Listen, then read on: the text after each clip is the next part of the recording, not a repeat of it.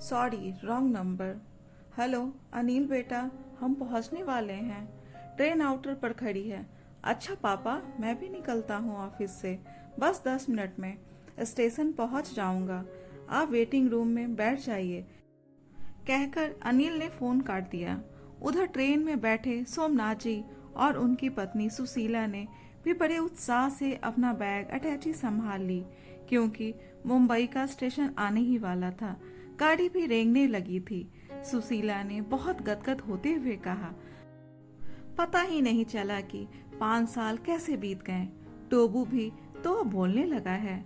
सोमनाथ जी भी मुस्कुराते हुए बोले, हाँ, अगर उसने फोन पर नहीं कहा होता कि दादाजी 4 दिन बाद मेरा जन्मदिन है, आप आओगे ना, तो मैं नहीं आता।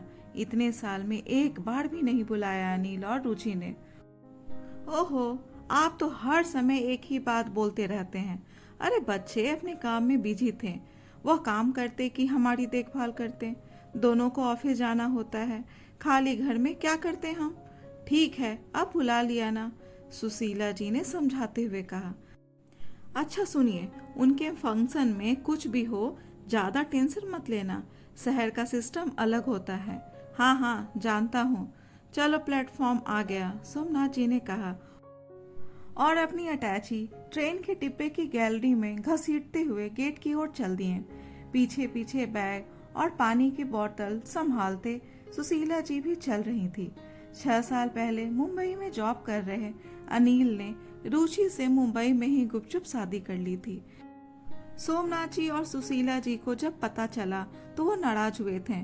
आज इतने साल बाद जब अनिल का बेटा टोबू 3 साल का हो गया, तो उसके जन्मदिन पर एक शानदार पार्टी का आयोजन मुंबई के एक बड़े होटल में कर रहे थे।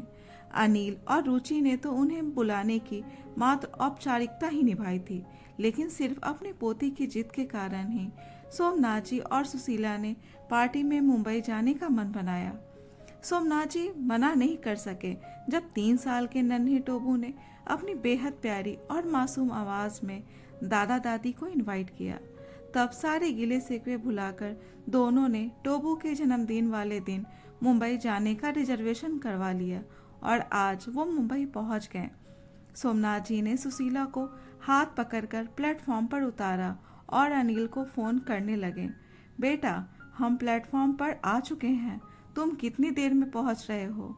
और पापा, बस आधा घंटा लगेगा, आप वेटिंग रूम में बैठिए, चाय वाय पीजिए, मैं ऑफिस से निकलता हूँ। अनिल ने उत्तर दिया, तुम अभी तक ऑफिस से निकले ही नहीं हो, तुम तो कह रहे थे कि 10 मिनट में पहुंच जाऊंगा। सोमनाथ जी को झुंझलाहट आ रही थी। अरे पापा, एक इम्पोर्टेंट क्लाइंट आ गए थे, बस निकल ही रहा हूँ, 20-25 मिनट में, कहकर अनिल ने फोन काट दिया। सोमनाथ जी बड़बड़ाते हुए वेटिंग रूम की ओर चलने लगे। अभी तक जनाब ऑफिस से निकले ही नहीं हैं, अभी आधा घंटा और लगेगा, पहुंचेंगे करीब 1-1.5 घंटे में। क्या हद है। अब क्यों गुस्सा हो रहे हो?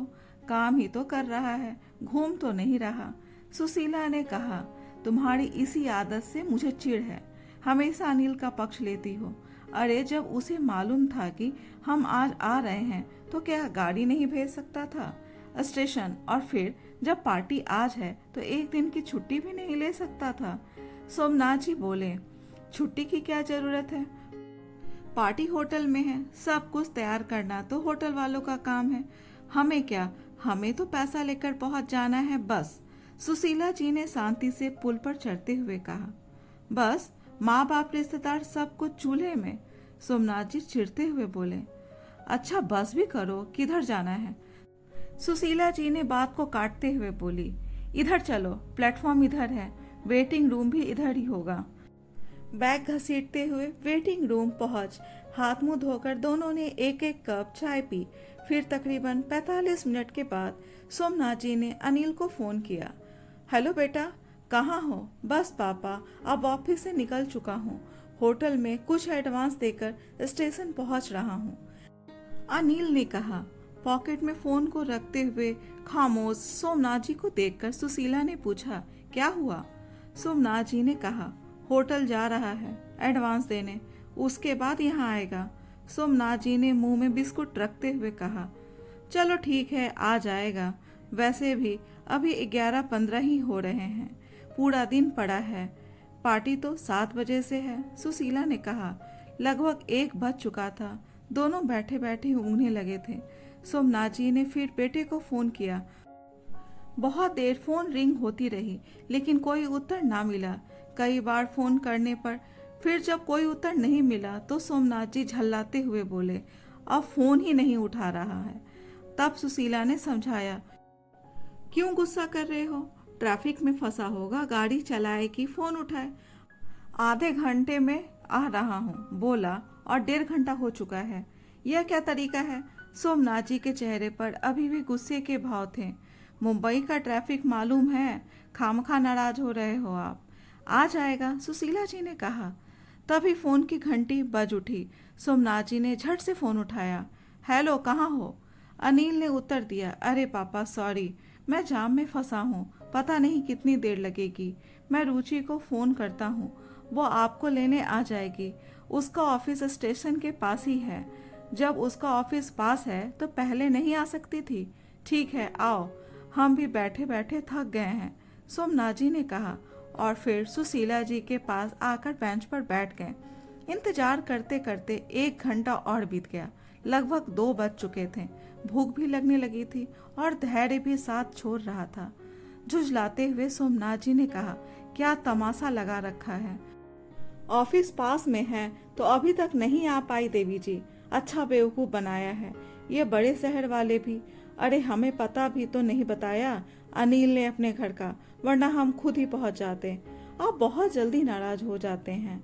अपना काम छोड़कर एकदम से कैसे आ सकती है? आ जाएगी। वैसे भी उसे पहली बार देखेंगे उसे। अब तक केवल फोटो में ही तो देखा है।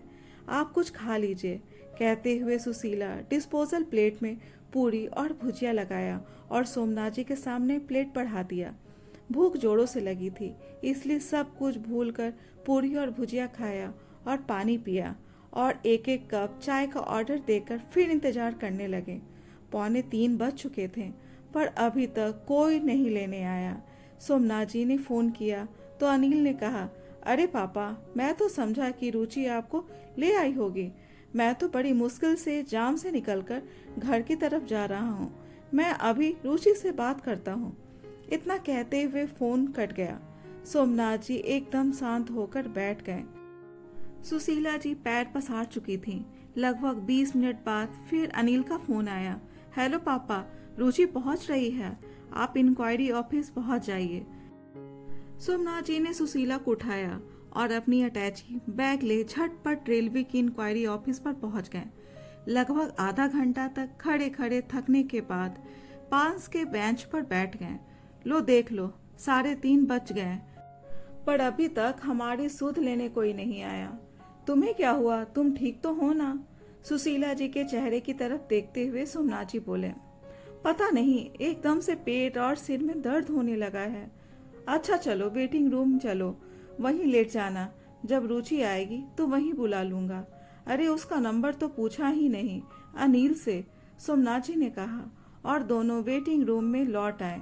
सुशीला को बेंच पर लिटाना चाहा, लेकिन तब तक यात्री आकर बैठ चुके थे। केवल बैठने का स्थान खाली बचा था, जिस पर सुशीला बैठ गई। सोमनाथ जी ने रुचि का फोन नंबर पूछने के लिए अनिल को कई बार फोन लगाया, लेकिन फोन नॉट रीचेबल बता रहा था। थक कर वह भी एक कोने में बैठ गए। शाम के 4:45 बज चुके थे।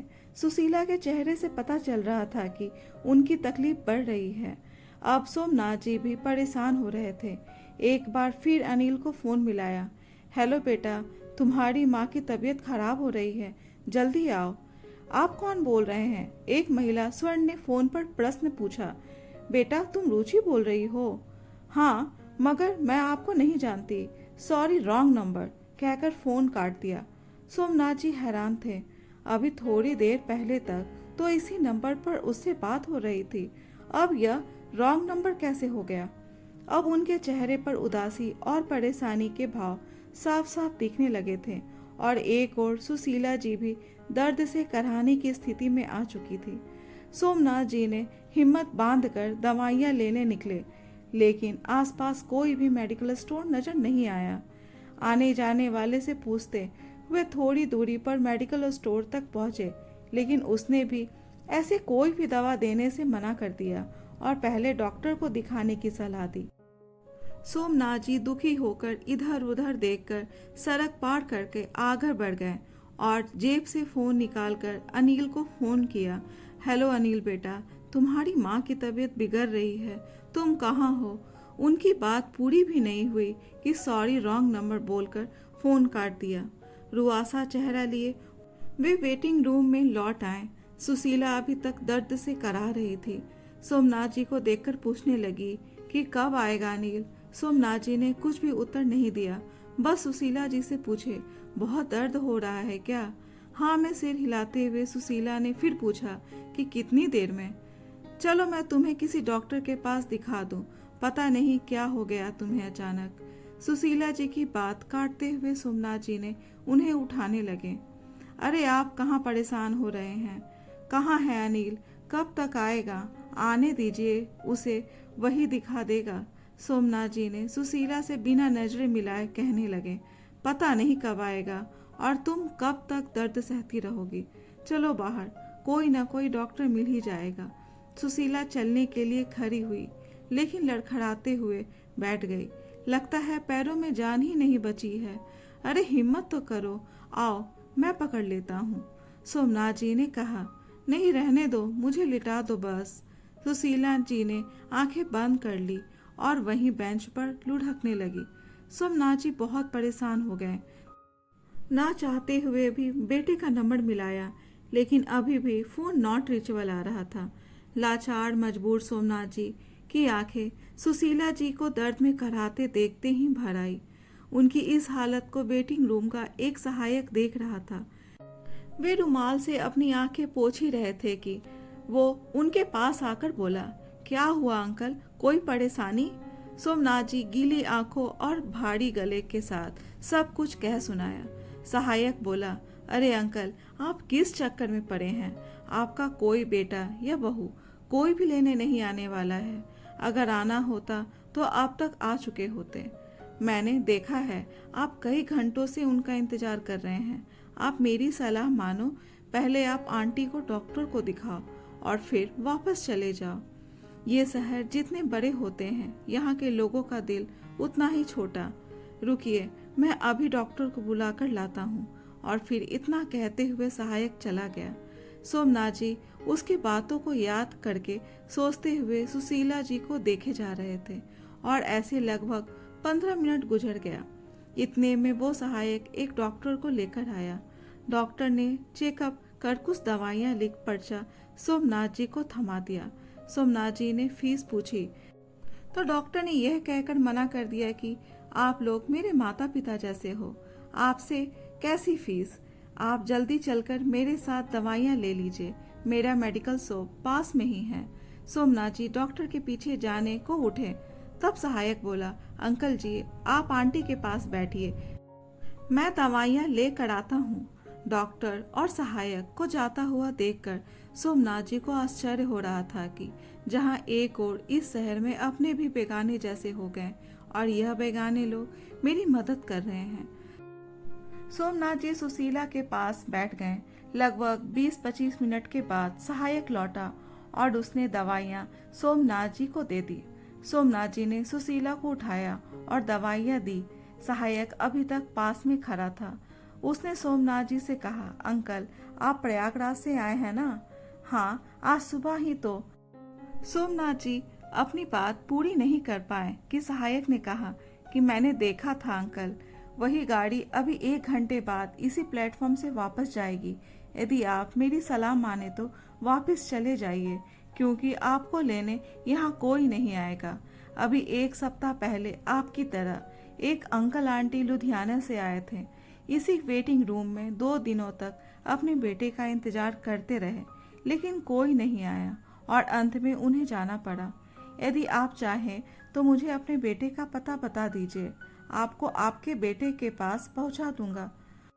वह बात पूरी नहीं कर पाया था कि सोमनाथ जी ने 500 के 2 नोट निकालकर उसकी ओर बढ़ाते हुए बोले, लो बेटे, दवाइयों के पैसे और वापस की टिकट भी ले लेना।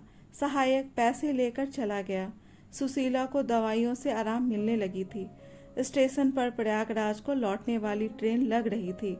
टिकट देकर और दोनों को ट्रेन में आराम से बैठाकर सहायक ने कुछ बिस्किट, नमकीन, जूस के पैकेट और फल सुशीला को दे दिए और उनके पास बैठकर अपने परिवार की बातें करने लगा। गाड़ी का सिग्नल हो चुका था।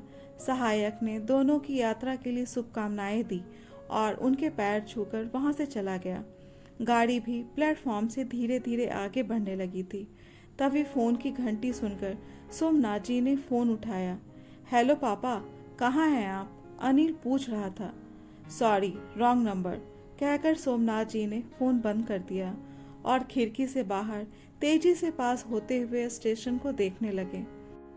आपके सुख में हर कोई साथ रहेगा, पर दुख में हमेशा माता पिता ही रहते हैं। माता पिता का प्यार ही एकमात्र ऐसा प्यार है जो सही मायने में बिना स्वार्थ के होता है। दोस्तों, इस कहानी के बारे में अपने विचार कमेंट बॉक्स में ज़रूर बताएं और अगर कहानी अच्छी लगी हो तो कहानी को लाइक, शेयर और चैनल को सब्सक्राइब जरूर करें। कहानी सुनने के लिए धन्यवाद।